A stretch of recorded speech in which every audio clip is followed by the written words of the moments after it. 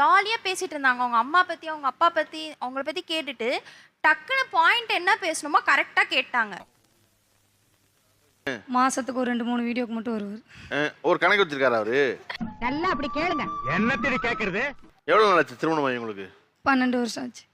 என்ன எல்லாத்தையுமே சோகமாவே சொல்லியா?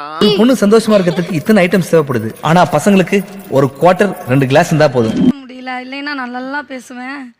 சகல சொன்னா நம்ப மாட்டீங்க. அப்ப சொல்லாத. இல்ல சகல சத்தியமா நம்பவே மாட்டீங்க. ஆமா நீங்க தனியா ஒரு பெண் வீடியோ போடுறீங்க அப்பவே வியூஸ் வரல. இவரை பக்கத்துல வச்சு போட்டா வியூஸ் வரும்னு எப்படி நம்புனீங்க? சரி கேட்டி இல்ல ஐயா யாரும் நறுக்குன்னு ஒரு கேள்வியை கேட்டுப்புட்டு இல்ல.